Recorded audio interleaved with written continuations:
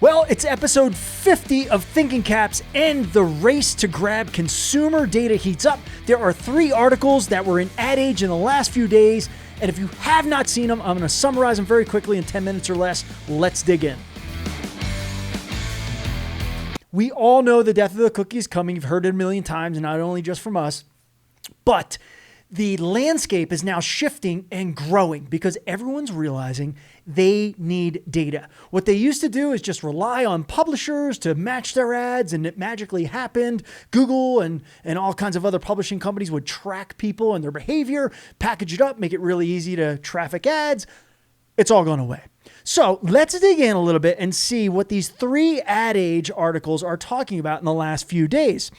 And first off, we've been beating this horse. You should be collecting first and zero-party data at scale so that you, the brand, control your destiny. Whether an ad disruption or a publisher has a matching platform for you, bring your own data, Amazon, Google, Facebook, other publishers, Condé Nast, whoever it might be, you need to get that data. So you've heard that from us before. But now there's some new middlemen joining into the ranks and coming up with technology that's supposed to help you. But let me dig in. The first one is, this is actually a sponsored piece of content, which we do here at CHEETAH as well, but I really like this one. This one is from Elizabeth Brennan, who's the head of advertising strategy for Permutive. Permutive is basically an advertising technology, DMP, etc. And their article is titled, "Why the End of Third-Party Cookies is Good News for Marketers." Strangely close to some things that we've published before, and all good. I'm not saying that she's taking our strategy here, but I do want to quote, "What we've seen of late when there are browser or privacy announcements is that the industry falls into disarray because many marketers are waiting for someone to present them with, quote, the answers." We agree. I actually wrote this in, I believe it was Ad Week last month, and I noted it in my Harvard Business Review article about cookies maybe 2 months ago. Marketers are just waiting for their agency or technology partners to figure out this cookie problem. Guess what? They are not going to figure it out. What you should be figuring out is how to collect as much data as possible. Specifically, zero-party data. That's a contract between you and Jane or John Doe consumer. They don't have to be your customers. They could be your target audience. You could bring them into your database, give them some sort of value exchange, get some information on them, and then have this giant briefcase that's just swelling with consumer data. The beauty of it is every time you get that data through a tool that you control that goes directly to your database, you have a smart contract. We're all hearing about this with crypto, smart contracts, Ethereum, etc., blockchain. It's the same exact mentality when you're collecting zero-party data from an individual person. You have a contract with that person. Here at CHEETAH Digital, we'll give you IP address, timestamp, all kinds of information that if you ever had to would prove that you and Jane or John Doe are in a contract. They've agreed to your terms and conditions. They've agreed to let you use their data in the way that you stated. That could be for advertising, remarketing, retargeting, personalizing your website, your apps, your emails, everything else. So number one, go good read. If you're an advertiser, you want to see how companies like Permutive are getting ahead of the cookie problem. 2, similar, there's another article titled, "Verizon Media Prepares New Ad Formats for a Cookieless World." Cookies, cookies, cookies. They're everywhere. They're in all these titles. It's clickbait now. But a staff writer at AdAge, Mike Wang, I hope I'm pronouncing his name right. I probably butchered it. I'm sorry, Mike. But he writes that there are 2 formats that Verizon Media's in-house teams are rolling out as ad identifiers to customize creative and target audiences. So let's break that down for a second.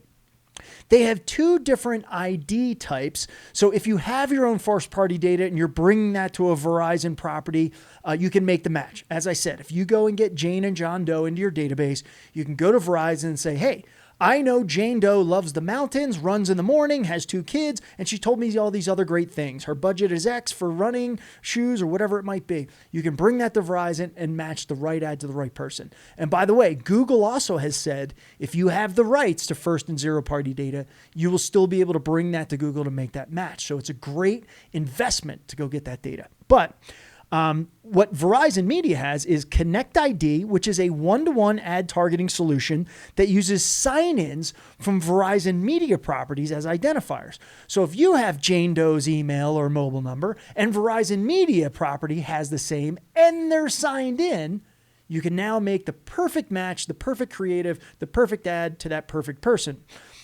But you're relying on that person to log into Verizon Media. And as we all know, it's a cluttered landscape for consumers. Are they always logged into these publishing partners you're advertising on?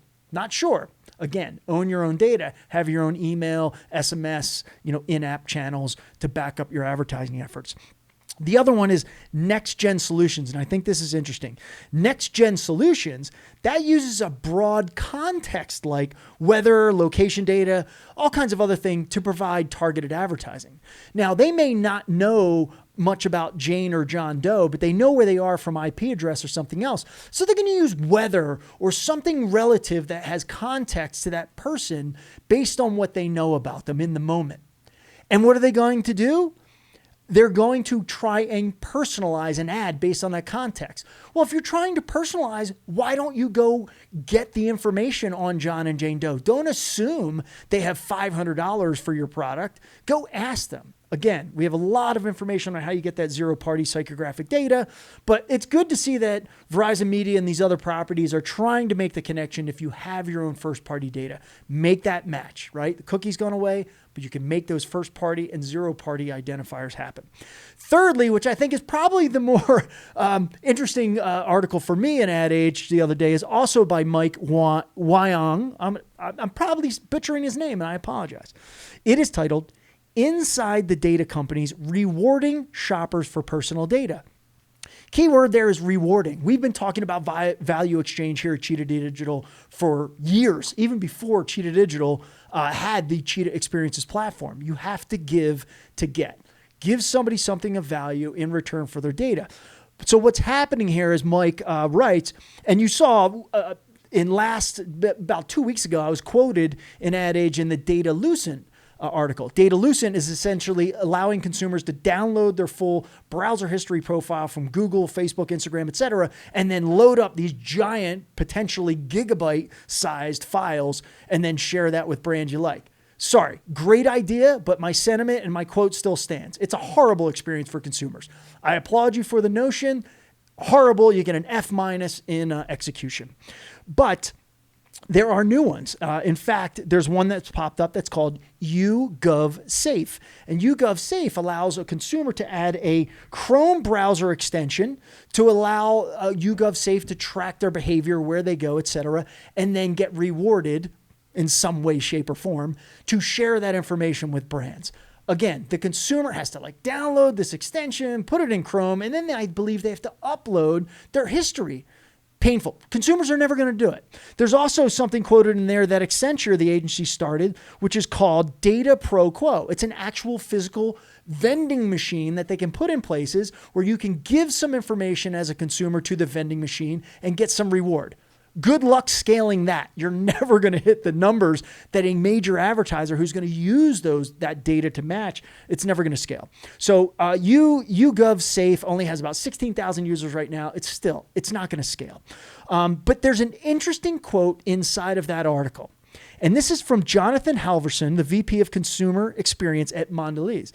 He says, if I'm trying to acquire customer data, the equity of our brands plays a role. And I want that relationship to be as direct as possible. We couldn't agree more. That's why Cheetah Experiences platform lives. It gets you directly in contact with consumers, not even your customers, could be unknown. Get it direct. Have a contract from Jane or John Doe directly with your brand. I only have a couple of seconds left. We're going to be talking more about this. Build your own database. Come join us with Mike Ribeiro, a loyalty legend, on June 24th for a live Q&A. He created the Hilton Honors loyalty rewards program. He understands customer experience like no one else. And then we commissioned a white paper on the path to personalization with AdAge, and that will be going live with a webinar on June 30th. So visit cheetahdigital.com. Follow us on LinkedIn, the Cheetah Digital page. We'll be posting all of this information. We'll see you next time.